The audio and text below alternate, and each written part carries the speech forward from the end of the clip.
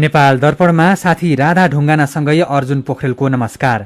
नेपाल दर्पण उज्यालो radio network काठमाडौँमा 90 मेगाहर्जसँगै देशभरि विभिन्न एफएम स्टेशनहरूबाट तथा मोबाइल एप्लिकेसन र अनलाइनबाट संसारभर एकसाथ प्रसारण भइरहेको छ। नेपाल दर्पण सुरु गरौँ मुख्य खबरका शीर्षकहरूबाट। उपस्थित नभएपछि गण्डकीमा मुख्यमन्त्री विरुद्ध अविश्वासको प्रस्तावमा मतदान हुन सकेन, हराएका भनिएका सांसद शाहीको उपचार चल्दै।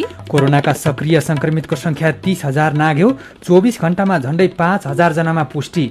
गाउँ गएकाहरूलाई अनिवार्य 10 दिन क्वारेन्टिनमा बस्न सरकारको आग्रह। गाउँहरूमा आउनुहुन्छ कृपया उहाँहरूलाई पनि अनिवार्य 10 दिन क्वारेन्टाइन पालना गर्नु अनुरोध छ। कोरोनाका कारण बालबालिकालाई धेरै असर, 10% को नियमित खाना नै कटौती, बाल श्रम र बेचबिखन पनि बढेको एक अध्ययनको निष्कर्ष। भारतमा कोरोनाबाट ज्यान गुमाउनेको संख्या 2 लाख नाग्यो, आइसियु र अक्सिजनको चरम अभाव। भारतलाई सहयोगको लागि संयुक्त राष्ट्रसङ्घद्वारा विश्व समुदायसँग अपिल। र नेपाल सुपर लिग फुटबलमा पोखराले विराटनगरलाई हरायो, आइपिएल क्रिकेटमा चेन्नई र हैदराबाद खेल्दै। उज्यालो रेडियो नेटवर्कबाट प्रसारण भइरहेको नेपाल दर्पणमा अब सुनौ पूरा खबर। राष्ट्रिय जनमोर्चाका एकजना सांसद अनुपस्थित भएपछि गण्डकी प्रदेशका मुख्यमन्त्री पृथ्वी सुब्बा गुरुङ विरुद्धको अविश्वासको प्रस्तावमा आज हुने भनिएको मतदान स्थगित भएको छ। प्रदेशसभा सचिवालयले आज 4 बजेको लागि मतदानको कार्यसूची राखे पनि जनमोर्चाका सांसद खिम विक्रम शाही अनुपस्थित भएपछि बैठक नै चल्न सकेन। दिउँसो 4 बजे बैठक सुरु हुने तालिका भए पनि 4:30 बजेसम्म शाही नपुगेपछि सोधी खोजी भएको थियो। कतैबाट पनि उहाँको अवस्था थाहा हुन नसकेपछि उहाँलाई एमालेले बेपत्ता बनाएको नेपाली कांग्रेस र माओवादीका सांसदले आरोप लगाएका थिए। तर हराएका भनिएका सांसद शाही पोखराकै चरक अस्पतालमा भर्ना भएको अवस्थामा भेटिनु भएको छ। उहाँले कोरोना पोजिटिभ भएको रिपोर्ट देखाएपछि भर्ना गरेर उपचार चलिरहेको अस्पतालले जनाएको छ। तर गण्डकी प्रदेश प्रयोगशालाले हिजो स्वाब सङ्कलन गर्दा सांसद खिमबहादुर शाहीको रिपोर्ट पनि नेगेटिभ नै आएको थियो।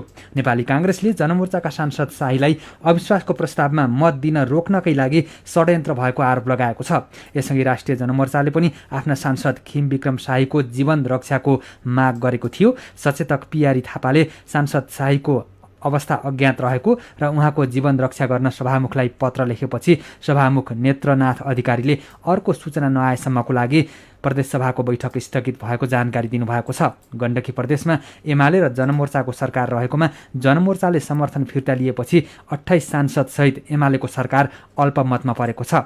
60 सदस्यीय प्रदेशसभामा कांग्रेस, माओवादी केन्द्र र जनता समाजवादी पार्टीका 28 र राष्ट्रिय जनमोर्चाका 3 जना सांसद छन्। 4 वटा दल मिलेर नयाँ सरकार गठनको लागि मुख्यमन्त्री गुरुङ विरुद्ध अविश्वासको प्रस्ताव दर्ता भएको छ। नेकपा एमालेका नेताले कोरोना महामारीको समयमा नागरिकलाई साथ दिनुपर्ने भन्दै सदन चल्न नदिएपछि कर्णाली प्रदेशसभाको बैठक स्थगित भएको छ। बैठकको शुरूमै कोरोनाले नागरिक पीड़ामा भएको बेलामा सदन बस्न औचित्य नभएको भन्दै एमालेका सबै सांसदहरू उठेर बैठक स्थगित गर्नुपर्ने माग राखेका थिए। त्यसपछि सभामुख राजबहादुर शाहीले अर्को सूचना नभएसम्मका लागि प्रदेशसभा बैठक स्थगित भएको जानकारी गराउनु भएको थियो। यसैबीच सरकारले मधेस आन्दोलनका 120 जनाको मुद्दा फिर्ता लिने निर्णय गरेको छ। मन्त्री परिषदको बैठकले सरकारवादी भएर दायर गरेका 15 वटा मुद्दाका 120 जनाको मुद्दा फिर्ता लिने निर्णय गरेको सञ्चार तथा सूचना प्रविधि मन्त्री तथा सरकारका प्रवक्ता पार्वत गुरुङले जानकारी दिनुभयो। मुद्दा फिर्ता लिएका मध्ये धेरैजसो जनता समाजवादी पार्टीका कार्यकर्ता रहेका छन्। जनता समाजवादी पार्टीले प्रधानमन्त्री ओली सरकारलाई समर्थन गर्नको लागि मधेस आन्दोलनका क्रममा चलाइएका मुद्दा फिर्ता, थारू समुदायलाई छुट्टै आरक्षण लगायतका माग राख्दै आएको छ। यस्तै सरकारले भोलिदेखि आउँदो 30 गतेसम्म देशभरका विद्यालय तथा शिक्षालाई बन्द गरेर भर्चुअल रूपमा वा वैकल्पिक माध्यमबाट पठन पाठन कायम राख्न विद्यालयहरूलाई फेरि पनि निर्देशन दिएको छ।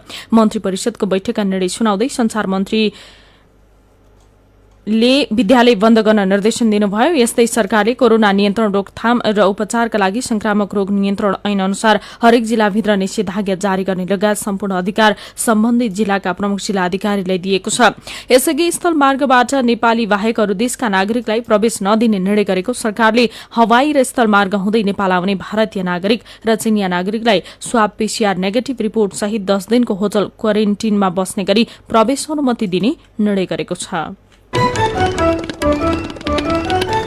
नेपालमा कोरोनाका सक्रिय संक्रमितको संख्या 30,000 नाघेको छ। पछिल्लो 24 घण्टामा 4897 जनामा कोरोना संक्रमण पुष्टि भएसँगै सक्रिय संक्रमितको संख्या 30,902 जना पुगेको स्वास्थ्य तथा जनसङ्ख्या मन्त्रालयका सहप्रवक्ता डाक्टर समीर कुमार अधिकारीले जानकारी दिनुभयो। पछिल्लो 24 घण्टामा 13,879 जनाको PCR परीक्षण गर्दा 4774 र 955 जनाको एन्टिजेन परीक्षण गर्दा 123 जनामा कोरोना पुष्टि भएको स्वास्थ्य मन्त्रालयले जनाएको छ। आज पुष्टि भएका संक्रमित मध्ये 2047 जना काठमाडौँ उपत्यकाका रहेका छन्। यससँगै नेपालमा कुल संक्रमितको संख्या 3,12,679 पुगेको छ। यस्तै पछिल्लो 24 घण्टामा 773 जना कोरोना संक्रमित निको भएसँगै संक्रमण मुक्त हुनेको संख्या 2,79,279 पुगेको स्वास्थ्य मन्त्रालयले जनाएको छ। यस्तै पछिल्लो 24 घण्टामा 10 जना सहित थप 17 जनाको ज्यान गएको छ। नेपालमा अहिलेसम्म कोरोना संक्रमणकै कारण 3211 जनाले ज्यान गुमाइसकेका छन्। यसैबीच नेपालमा देखिएको संक्रमण पुष्टि दर तथा मृत्यु दरले ठूलो जोखिम नजिकै आएको संकेत गरेको भन्दै विज्ञहरूले चिन्ता व्यक्त गरेका छन्। स्वास्थ्य तथा जनसंख्या मन्त्रालयको नियमित प्रेस ब्रिफिङमा भाइरोलोजिस्ट डाक्टर अर्चना श्रेष्ठले भारत तथा विश्वमा भइरहेको संक्रमण वृद्धि र मृत्यु दरसँग तुलना गर्दा नेपाल ठूलो विपत्तिको नजिक रहेको बताउनुभयो। नेपालमा भारतमा भन्दा पनि बढी टेस्ट पोजिटिभ रेट भएको देखिन्छ र यसले पनि हामीलाई के संकेत गरिरहेछ भने भारतभन्दा पनि अझै छिटो द्रुत गतिमा नेपालमा संक्रमणको दर बढिरहेको छ। यो मात्र नभई मृत्युको संख्या पनि त्यस्तै बढिरहेको छ। हरेक कुराले चाहिँ हामीलाई एउटै संकेत के गरिरहेछ भने नेपालमा कोरोना संक्रमणको महामारी फैलिने दर एकदम उच्च छ। नेपालमा अहिले एकजनाले 2 जनालाई भन्दा बढी व्यक्तिहरूलाई चाहिँ यो संक्रमण सारिरहेको छ भन्ने कुरा बुझ्छौँ। तुलनात्मक रूपमा अन्य देशहरूसँग हेर्यो भने नेपालमा चाहिँ विश्वमा नै सबभन्दा बढी दरमा चाहिँ संक्रमण फैलिरहेको छ र यही गतिमा हाम्रो संक्रमण फैलिरह्यो भने चाहिँ दैनिक हामीले कम्तीमा पनि 150 जना 149 जना व्यक्तिहरूलाई गुमाउन पर्ने हुन्छ।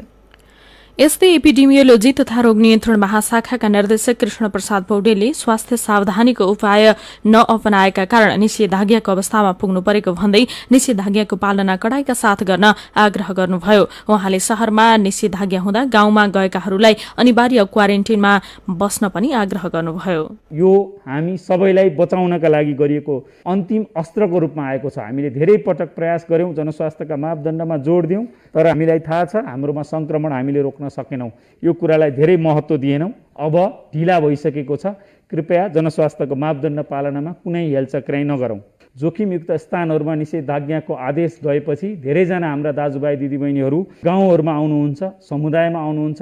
कृपया उहाँहरूलाई पनि अनिवार्य 10 दिन क्वारेन्टाइन पालना गर्नु हुन अनुरोध छ र समाजका सबै अङ्गलाई नियमित रूपमा अनुगमन गरिदिनु हुन पनि अनुरोध गर्दछौँ।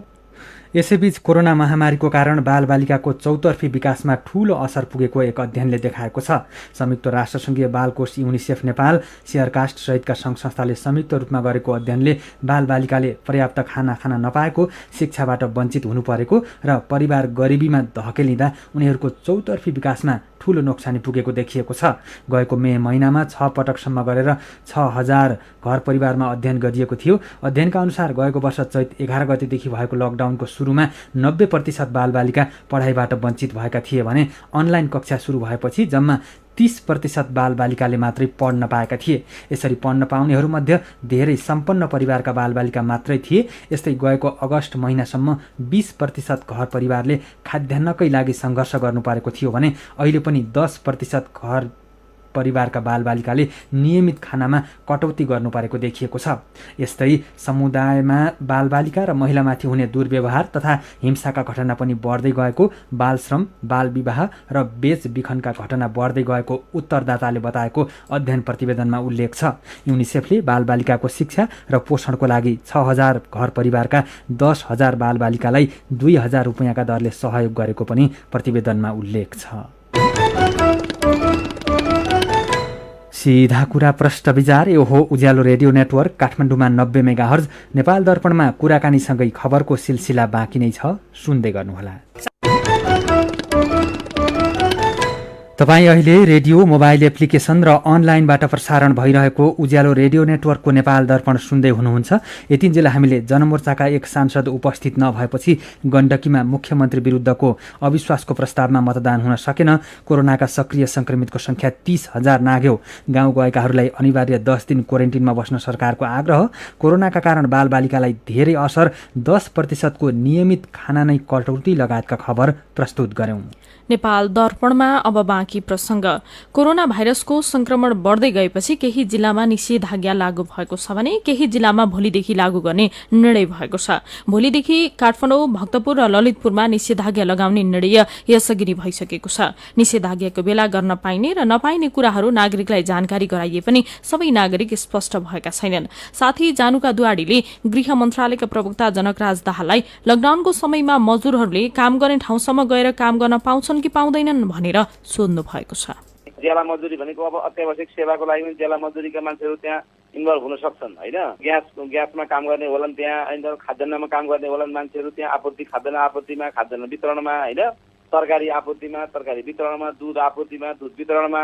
अब यस्ता खालका कामको लागि हामी सहज हुन्छौँ। र अरू काम जस्तो अहिले नगरी नहुने काम जस्तो अहिले तपाईँको कपडा पसल, तपाईँको अरू हार्डवेयर पसल होइन, हार्डवेयर पनि तपाईँको कस्तो हुन्छ भने तपाईँको सेनिटाइजर उत्पादन गर्ने उद्योगमा काम गर्ने मान्छेलाई चाहिँ हामीले सहजीकरण गर्छौँ फेरि, किनभने सेनिटाइजर चाहिँ अत्यावश्यकमा पर्छ। अहिले साबुन पनि अत्यावश्यकमा पर्छ, मास्क अत्यावश्यकमा पर्छ।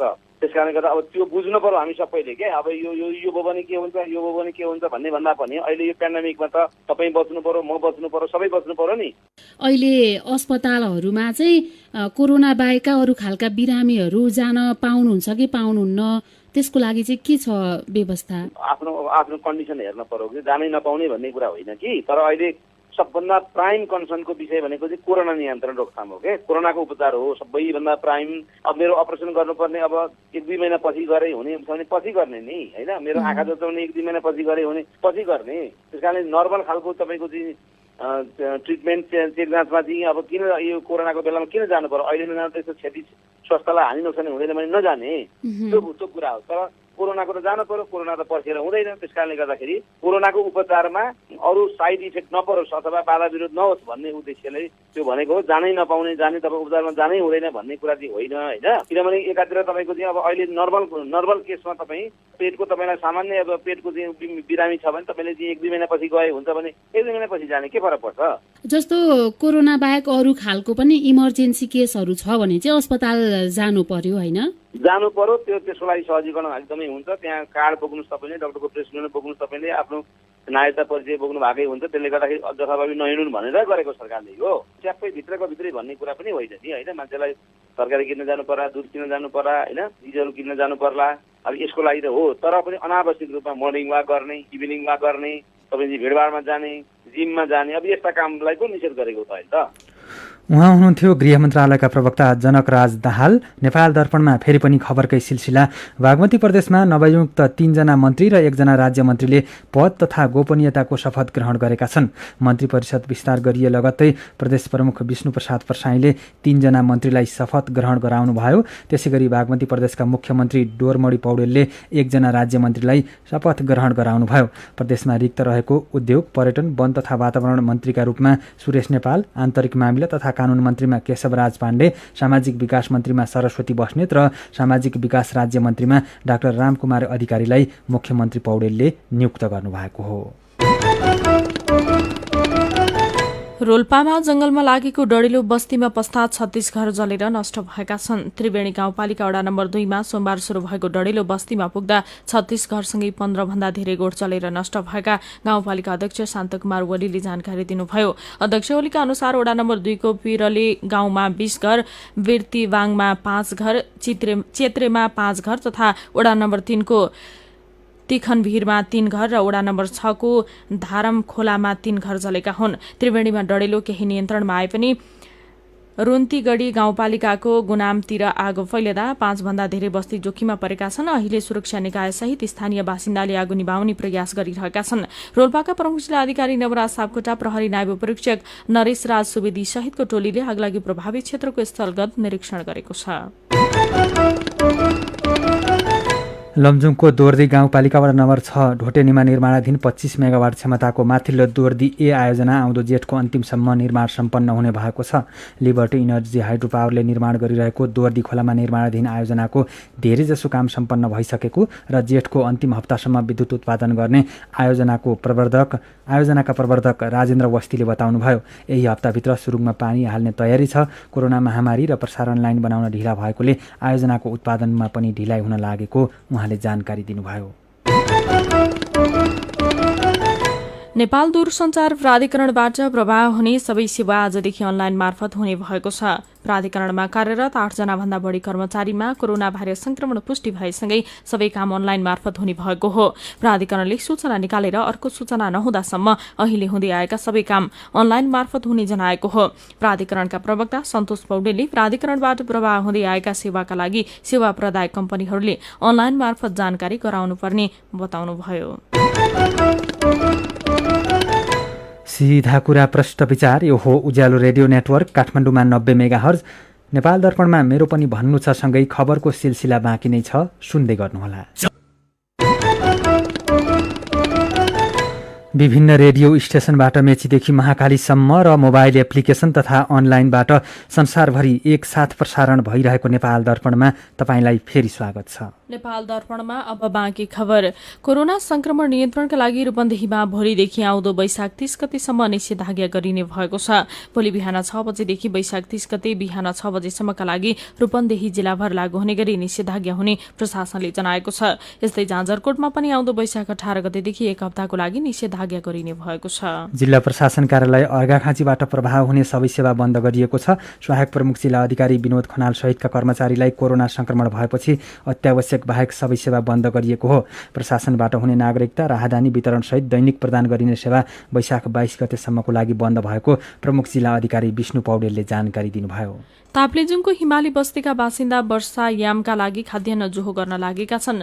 बर्खायाममा बाढी पहिरोको डर भएकाले हिमाली बस्तीका समुदायका नागरिकले हरेक वर्ष वैशाखदेखि मङ्सिरसम्म पुग्ने खाद्यान्न जोहो गर्ने गरेको फक्ताङ लुङ गाउँपालिका 7 घोन्साका स्थानीयवासी किलसाङ शेर्पाले बताउनुभयो। विगतका वर्षमा टिपताला नाका हुँदै चीनदेखि खाद्यान्न ल्याउने गरे पनि यो वर्ष कोरोनाको कारणले नाका बन्द भएपछि महँगो ढुवानी गरेर ताप्लेजुङको सदरमुकाङ फुङलिङबाट लैजानु परेको शेर्पाले बताउनुभयो। एसियाली विकास ब्याङ्कले नेपालको कुल गृहस्थ उत्पादन गएको वर्षको तुलनामा 1.9% घटेर 3.5% सीमित रहने प्रक्षेपण गरेको छ।